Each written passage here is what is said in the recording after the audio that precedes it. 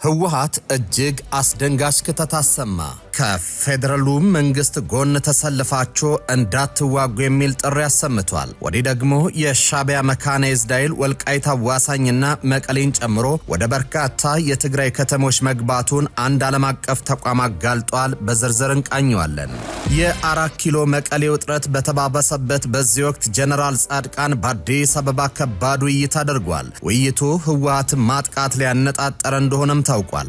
የህወሓት የጦርነት ጉሰማን ማስቆም በሚቻልበት አግባብ ላይ መከሩ ሲሆን ጦርነቱ አይቀሬ ከሆነስ ምን ማድረግ ይጠበቅብናል በሚለው ላይ መክረዋል። ታዳምጡታላችሁ።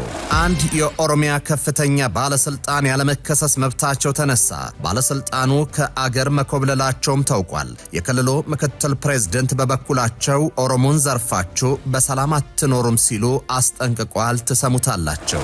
እስራኤል በጋዛ በፈጸመችው የአየር ጥቃት 11 ሰዎች ተገደሉ። የእስራኤል መከላከያ ኃይል ከሐማስ ጋር የተደረሰውን የተኩስ አቁም የጣሱ የሽብር ኢላማዎችን ማጥቃቱንና በዋሻ ውስጥ ለውስጥ የእስራኤል ጦር ወደሚቆጣጠረው የሰርጡ አካባቢ የዘለቁ ታጣቂዎች መገደላቸውን አስታውቋል። ምንነግራችሁ ጉዳይ ነው። ጤና ይስጥልኝ። ይህ ኢትዮ ዴስክ ነው። የዕለቱን ዜናዎች ይዘን ቀርበናል። ቻናላችንን ላይክ፣ ሼር እና ሰብስክራይብ ታደርጉ ዘንድ በመጋበዝ ወደ ዝርዝር ጉዳዮቹ ተሻገርኩኝ። ህወሓት እጅግ አስደንጋጭ የክተት ጥሪ ያቀረበ። በፍጹም ከፌደራል መንግስቱ ጎን ተሰልፋችሁ እንዳትዋጉ የሚል ጥሪ አሰምቷል። ወዲህ ደግሞ የሻዕቢያ መካናይዝድ ኃይል ወልቃይት አዋሳኝና መቀሌን ጨምሮ ወደ በርካታ የትግራይ ከተሞች መግባቱን አንድ ዓለም አቀፍ ተቋም አጋልጧል። ነገሩ ተጋግሏል። ህወሓት አዲስ ባሰራጨው መግለጫ ከኢትዮጵያ መንግስት ጎን ሆናችሁ እንዳትዋጉ የሚል ጦርነት አይቀሬ መሆኑን ያሳየ መግለጫ አውጥቷል። ሻዕቢያን የጋበዘው ህወሓት እንደ ከዚህ ቀደሙ የኢትዮጵያ ህዝብ ልጆቹን በማዋጣት ከመንግስት ጎን ተሰልፎ እንዳይዋጋ ተማጽኗል። የተመሰረተበትን 51ኛ ዓመት አስመልክቶ ባወጣው መግለጫ የኢትዮጵያ መንግስት ሊያጠፋኝ ወታደራዊ ዝግጅት እያደረገ ነው ያለው ህወሓት በጠቅላይ ሚኒስትር አብይ ወደ ስልጣን መምጣት የህልውና አደጋ እንደገጠመውም አሳስቧል። እንደ ሁል ጊዜው ራሱን እንደ ብቸኛው የትግራይ ህዝብ ወኪል አድርጎ የገለጸው ህወሓት የኢትዮጵያ እናቶች ልጆቻችሁን ለጦርነት በመላክ የጠቅላይ ሚኒስትር አብይ አህመድ አስተዳደር ድጋፍ አይስጡ ሲሉ ተማጽኗል። ህወሓት በመግለጫው የኢትዮጵያ ህዝብ እየመጣ ያለውን ጦርነት በማውገዝና ልጆቹን ከሞት መታደግ አለበት ብሏል። ህወሓት እንዲህ አይነት ተማጽኖ ያቀረበው በፕሪቶሪያው ስምምነት የገባውን ግዴታ ጥሶ ትጥቅ ከመፍታት ይልቅ ከሻዕቢያ ጋር አብሮ ለጦርነት ከተዘጋጀ በኋላ ነው። ከጠለምት እስከ ራያ የተፈጸመውን ትንኮሳ ተከትሎ የፌደራል መንግስት ህወሓትን እንዳመጣጡ ለመመለስ ወታደራዊ ዝግጅት እያደረገ መሆኑን ገልጿል። ከህወሓት መግለጫ ወታደራዊ ከበባ የተፈጸመበት መሆኑን በመክሰስ የኢትዮጵያ ህዝብ እንዳትወጋኝ ሲልም ተማጽኗል። ህወሓት ራሱን ስልጣን ከተቆጣጠረበት በፊትም ከተወገደ በኋላ ያሉ የኢትዮጵያ መንግስታትን በወራሪነት ወንጅሏል። እንደ ጌታቸው ረዳ ያሉ የራሱ የቡድኑ የቀድሞ አመራሮች መንግስት ባለስልጣናት ራሱ በለኮሰው ሰዓት እንደሚለበለብ እየገለጹ ይገኛሉ። ይህንን የተረዳ የሚመስለው ህወሓት በመግለጫው ከኢትዮጵያ ጋር በፕሪቶሪያ ስምምነት መሰረት ወደ ሰላማዊ የፖለቲካ ውይይት ለመመለስ ዝግጁ ነኝ ብሏል። የኤርትራ ወታደሮች ወደ ትግራይ በስፋት መግባታቸውን ዓለም አቀፍ ተቋም ይፋ አደረገ። ሻዕቢያና ህወሓት ጦራቸውን በተለያዩ አቅጣጫዎች ወደ ውጊያ ግንባሮች እያስገቡ መሆኑን ክሪቲካል ትሪት የተሰኘ የግጭት ሁኔታ ተንታኝ ተቋም አሳውቋል። በኢትዮጵያ መንግስት ላይ ጦርነት ለመክፈት የተስማሙት ሁለቱ ኃይሎች በዋናነት በሁለት አቅጣጫዎች ጦራቸውን ወደ ድንበር አንቀሳቅሷል ተብሏል። ህወሓት ወደ አማራና አፋር አዋሳኝ አካባቢዎች ኃይሉን ሲያስጠጋ የሻዕቢያ ጦር ከኋላ በኋላ እየተከታተለ እስከ መቀሌ ዘልቆ መግባቱ ተቋሙ ገልጿል።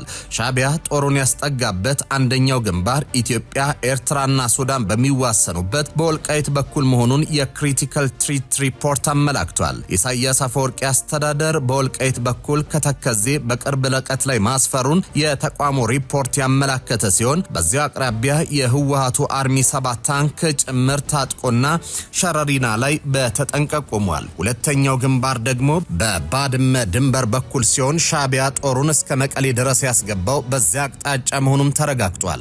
ከህወሓት ጀርባ ሆኖ ጦርነቱን ወደ ማዕከል ሀገር ለመክፋት ከባድመ እስከ አዲግራት ጦር ያስገባው ሻቢያ ወታደራዊ ሎጂስቲክሱን በትግራይ መዲና መቀሌ ከተማ አስገብቷል ተብሏል። የሻቢያ ጦር መቀሌ መድረሱ አዲስ ይፋ ባደረገው መረጃ ያረጋገጠው ክሪቲካል ትሪት በአካባቢው ወታደራዊ ተሽከርካሪዎች እንቅስቃሴ መኖሩን ጠቁሟል። ህወሓት ወደ አማራና አፋር አዋሳኝ አካባቢዎች ያለ የሌለን ኃይሉን ሰብስበው ሲያስጠጋ ሻቢያ ከጀርባ በታንክ የታጀበ ጦር ከባድመ እስከ አዲግራት እንዲሁም እስከ መቀሌ ድረስ እያስገባ ነው ተብሏል። በተመሳሳይ በኢትዮጵያ መንግስት በኩል ከፍተኛ ወታደራዊ ኃይል እንቅስቃሴ ወደ ትግራይ ክልል አዋሳኝ አካባቢዎች እየገባ መሆኑን ተቋሙ ጠቁሟል። ከፋኖ ኃይሎች ጋር ውጊያ ላይ የነበረው መከላከያ ሰራዊት ከሰሞኑ አንዳንድ የአማራ ክልል አካባቢዎችን ለቆ ወደ ትግራይ አዋሳኝ ቦታዎችና ወደ ኤርትራ ድንበር እየተጠጋ መሆኑ ተሰምቷል። በአንድ ጎራ በተሰለፉ ሻቢያና በህወሓት በኩል የጦርነት ዝግጅት እየተደረገ ያለው በኢትዮጵያ ግዛት ውስጥ መሆኑን ሪፖርቱ አመላክቷል። ከህወሓት ጋር የተቀናጀው ሻቢያ አይቀሬ ነው ለተባለለት ጦርነት እየተዘጋጀ የሚገኘው በኢትዮጵያ ድንበር ውስጥ መሆኑን ተቋሙ በካርታ አስደግፎ ያወጣው ሪፖርት ያመላክታል። በአሁኑ ወቅት ወደ ጦርነት ለመግባት እየተዘጋጀ የሚገኙት ኢትዮጵያና ኤርትራ በየፊናቸው በሰሜን ኢትዮጵያ ወታደራዊ ዝግጅት እያደረጉ ነው። ሻቢያ ወታደራዊ ዝግጅት እያደረገ የሚገኘው ከህወሓት ጋር የፈጠረውን ቅንጅት ተከትሎ በኢትዮጵያ ድንበር መሆኑን መረጃ ያመላክታል። የ4 ኪሎ መቀሌ ውጥረት በተባባሰበት በዚህ ወቅት ጀነራል ጻድቃን በአዲስ አበባ ከባድ ውይይት አድርጓል። ውይይቱ ህወሓትን ማጥቃት ላይ ያነጣጠረ እንደሆነም ታውቋል።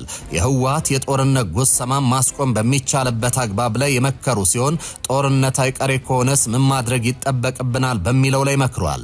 እንደ ጀነራል ጻድቃን ያሉ የትግራይ ተወላጆች በተቃረበው ጦርነት ጉዳይ በአዲስ አበባ ሲመክሩ ውለዋል። በአዲስ አበባ የተሰባሰቡት የትግራይ ተወላጆች ህወሓትን የጦርነት ጉሰማ ማስቆም በሚቻልበት አግባብ ላይ መከሩ ሲሆን ጦርነት አይቀሬስ ከሆነ ምን ማድረግ ይጠበቅብናል በሚለው ላይ መክሯልም ተብሏል።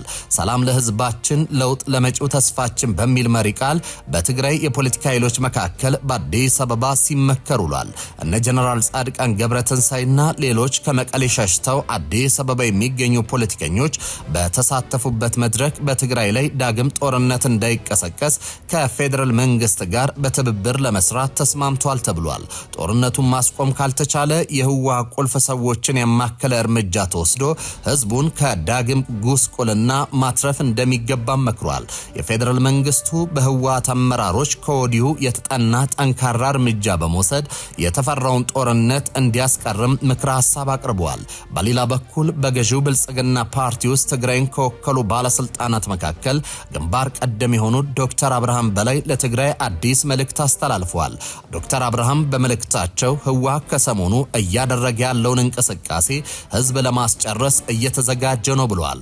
የህወሓት ሰዎች ላለፈው ጊዜ በደረሰው ከባድ ችግር ለጠፋው ህዝብና ንብረት ዋና ተጠያቂ በመሆናቸው ካሳ መክፈል ሲገባቸው አሁንም ህዝባችንን ወደ ረሃብና ጭንቀት ውስጥ ለመክተት ጦርነት እየጎሰሙ እያየን ነው ሲሉ ዶክተር አብርሃም ወንጅሏል። ትላንት ዛሬ አይደለም ያሉት ዶክተር አብርሃም ዛሬ በፍጹም በለመደው የኋላ ቀር ቡድኖች ሴራ ህዝቡን የወደፊት ህይወቱን ወደ ጭንቀት የሚከት ወጣት ሊኖር አይችልም ብለዋል። የግል ፍላጎታቸውን ለማስፈጸም በፌደራል መንግስት በኩል ጦርነት ሊከፈትብን ነው በሚል ህዝብ እየቀሰቀሱ መሆኑንም ዶክተር አብርሃም ጠቁመዋል። በፌደራል መንግስት በኩል ጦርነት የመክፈት ፍላጎት አለ የሚለው አሉባልታ የተዛባና በሬ ወለደ የሆነ ነጭ ውሸት መሆኑን ሁሉም ሊያውቀው ይገባል ብለዋል። የፌደራል መንግስት የህዝባችንን ቀዳሚ ምርጫ ሰላም መሆኑን ስለሚገነዘብ አሁንም ፈጽሞ ያሰበውም ሆነ ያለመው ጦርነት እንደሌለ አረጋግጠናል ብለዋል። ይልቁንም ህዝባችን ፍጹም ሰላምና ደህንነትን በማረጋገጥ ረገድ ውይይትን የሚያስቀድም የህዝባችንን ልማትና እድገት ለማፋጠን አስፈላጊ የሆነውን ሁሉ ለማድረግ የማይናወጥ አቋም አለን ሲሉ ተናግረዋል። አንድ የኦሮሚያ ከፍተኛ ባለስልጣን ያለመከሰስ መብታቸው ተነሳ። ባለስልጣኑ ከአገር መኮብለላቸውም ታውቋል። የክልሉ ምክትል ፕሬዝደንት በበኩላቸው ኦሮሞን ዘርፋችሁ በሰላም አትኖሩም ሲሉ አስጠንቅቋል። የጨፌ ኦሮሚያ የአንድ አባል ያለመከሰስ መብትን በማንሳት የቀረቡለትን የ88 እጩ ዳኞች ሹመት በማጽደቅ መደበኛ ስብሰባውን አጠናቋል። የጨፌ ኦሮሚያ አፈ ጉባኤ ወይዘሮ ሰዓዳ አብዱራህማን አቶ ገመቹ ደበሌ በፈጸሙት ወንጀል ያለመከሰስ መብታቸው ተነስቶ በሕግ እንዲጠየቁ ለምክር ቤቱ የውሳኔ ሐሳብ አቅርበዋል። የምክር ቤቱ አባላት ግለሰቡ የፈጸሙት ወንጀል በዝርዝር እንዲብራራ የጠየቁ ሲሆን አፈ ጉባኤዋ የአባሉ ያለመከሰስ መብት እንዲነሳ የተጠየቀው በርካታ ሂደቶችን ካለፈ በኋላ መሆኑን ገልጿል። አባሉ በከፍተኛ ወንጀል መጠርጠራቸውን በተለያዩ አካላት መረጋገጡንም አብራርተዋል። በተጨማሪም የክልሉ አቃቤ ሕግ ግለሰቡ በአሁኑ ወቅት አምልጠው እንደሚገኙና በተጠረጠሩበት ወንጀል በሕግ ቁጥጥር ስር ለመዋል ያለመከሰስ መብታቸው መነሳት እንዳለበት አመላክቷል። የውሳኔ ሐሳቡ በ395 የምክር ቤት አባላት ድጋፍና በ3 ድምፀ ተአቅቦ ጸድቆ አባሉ ያለመከሰስ መብታቸው ተነስቷል። በመጨረሻም ምክር ቤቱ የቀረቡለትን የ88 እጩ ዳኞች ሹመት አጽድቋል። ይህ በእንዲህ እንዳለ በዚህ ስብሰባ ላይ በርከት ያሉ አነጋጋሪ ሐሳቦች ተሰንዝረዋል። የኦሮሚያ ክልል ምክትል ፕሬዝደንት የሆኑት አቶ አወሉ አብዲ ያደረጉት ንግግር ትኩረቱን ስቧል። ምክትል ፕሬዝደንቱ ኦሮሞን የሚሰርቅ ሆነ የሚዘርፍ አካል በሰላም መኖር ስለማይችል መጠንቀቅ አለበት ሲሉ ጠንካራ ማስጠንቀቂያ ሰጥተዋል። በተመሳሳይ ከሁለት ሳምንት በፊት የክልሉ ፕሬዝደንት አቶ ሽመልስ አብዲሳ በሙስና የሚያስቸግሯቸውን አካል ካለ በቦክስ ጭምር ግጠሟቸው ሲሉ መናገራቸው ይታወሳል። አቶ ሽመልስ በትናንቱ የጨፌ ጉባኤ ባደረጉት ንግግር ኦሮሞን ከልማት ተገፍቶ ካለው ሀብት እንዳይጠቀም የተከለከለ የነበረ ሲሆን ከለውጡ ዓመታት ወዲህ ግን እድሉን እንዲወስን ያለውን እምቅ ሀብት እንዲጠቀም መደረጉን ሲናገሩ ተደምጠዋል። እሁድ ዕለት እስራኤል በጋዛ በፈጸመችው የአየር ጥቃት 11 ሰዎች መገደላቸውን የፍልስጤም የሲቪል መከላከያና የጤና ባለሙያዎች ተናገሩ። የፍልስጤም ቀይ ጨረቃ በሰሜን ጋዛ ድንኳን ላይ በተሰበሰቡ ሰዎች በደረሰ ጥቃት 6 ሰዎች ሲገደሉ በደቡባዊ የሰርጡ ክፍል በሌላ ጥቃት ደግሞ 5 ሰዎች መገደላቸው ተገልጿል። የእስራኤል መከላከያ ኃይል ከሐማስ ጋር የተደረሰውን የተኩስ አቁም የጣሱ የሽብር ኢላማዎች ማጥቃትና በዋሻ ውስጥ ለውስጥ የእስራኤል ጦር ወደሚቆጣጠረው የሰርጡ አካባቢ የዘለቁ ታጣቂዎች መገደላቸውን አስታውቋል። የእስራኤል ጦርና ሐማስ የተኩስ አቁም ስምምነት ባለፈው ጥቅምት መጀመሪያ ላይ ከደረሱ ወዲህ በየቀኑ በሚደርሱ ጥሰቶች የእርስ በርስ ይወነጃጀላሉ። የጋዛ ሲቪል መከላከያ በአየር ጥቃቱ ላይ 11 ሰዎች መገደላቸውን ሲገልጽ የአልሺፋ ሆስፒታል የጤና ባለሙያዎች ከጥቃቱ በተጨማሪ 12ኛ ሰው ተኩስ ልውውጥ መገደሉን ተናግረዋል። በሐማስ የሚመራው የጋዛ ጤና ሚኒስቴር የተኩስ አቁም ስምምነቱ ከተፈረመ ወዲህ ቢያንስ 600 ሰዎች ተገድለዋል ይላል። በየካቲት ወር እስራኤል በጋዛ ባደረሰቻቸው የአየር ጥቃቶች ቢያንስ 32 ሰዎች መገደላቸውን የአካባቢው ባለስልጣናት ተናግረዋል። የትናንቱ የእስራኤል ጥቃት ሁለተኛ የተኩስ አቁም ስምምነት ምዕራፍ ለመተግበር ዝግጅት እየተደረገ ባለበት ወቅት የተፈጸመ ነው። ባለፈው ወር ፕሬዝዳንት ዶናልድ ትራምፕ የጋዛ ሰላም ቦርድ በሚል ስያሜ ይፋ ያደረጉት ተቋም በመንግስታቱ ድርጅት ፍቃድ የጋዛን ድንበር የሚጠብቅና የሐማስን ትጥቅ መፍታት የሚቆጣጠር ዓለም አቀፍ ኃይል ያቋቁማል። በዋሽንግተን የመጀመሪያውን ስብሰባ በዚህ ሳምንት ያደርጋል ተብሎ የሚጠበቀው ቦርዱ ጋዛን የሚያስተዳድረው መንግስት ምስረታና የድህረ ጦርነት ግንባታን ይከታተላል ተብሏል። ከዚህ ስብሰባ አስቀድሞ ትራምፕ እሁድ ዕለት የቦርዱን አባላት ለፍልስጤም ግዛት መልሶ ግንባታ $5 ቢሊዮን ቃል መግባታቸውን አስታውቋል። ትሩዝ ሶሻልስ በተባለው የማህበራዊ ትስስር ገጻቸው ሐማስ ትጥቅ እንዲፈታ በተደጋጋሚ ተጠይቋል። ሐማስ ከዚህ ቀደም ፍልስጤም አገሮና ስትመሰረት ብቻ ትጥቅ እንደሚፈታ በመግለጽ መሳሪያ የመዘቅዘቁን ጉዳይ ውድቅ አድርጓል። ባለፈው ሳምንት የሰላም ቦርዱ አባል የሆነችው ኢንዶኔዥያ ሁለተኛውን የተኩስ አቁም ስምምነት ለማሳለጥ 8000 ወታደሮቿን በጋዛ እንደምታሰማራ ተነግሯል። ተመልካቾች ለሰዓቱ የነበሩን ዜናዎች እኚህ ነበሩ። በያላችሁበት ሰናይ ጊዜ